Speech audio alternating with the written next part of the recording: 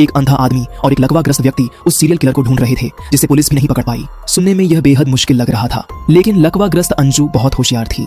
हाल ही में हुई घटनाओं से उसने देखा कि कई महिलाओं का अपहरण कचरे के डिब्बे के पास से हुआ था। वहीं अंधे अर्जुन को कुछ बच्चों से पता चला कि एक पीड़िता गायब होने से पहले एक पिल्ले को गोद में लिए थी। अर्जुन ने अंदाजा लगाया कि हत्यारा शायद पिल्ले को कचरे के डिब्बे के पास छोड़ता होगा, ताकि महिलाएं उसे उठाएं और फिर मौका मिलते ही उनका अपहरण कर ले। इस अनुमान को उसने इंटरनेट पर डालकर महिलाओं को सतर्क रहने की सलाह दी, और जैसा उम्मीद थी हत्यारे ने वही तरीका दोबारा अपनाया। लेकिन इस बार महिला को पीछे की खाली डिक्की देखकर शक हुआ और वह पिल्ले को अगली सीट पर रखकर चली गई। हत्यारा उसे हाथ से निकलता देख गुस्से से भर गया। उसने एक हैकर से महिला का पता निकालने को कहा और जाते जाते उसने उस हैकर को भी मार डाला।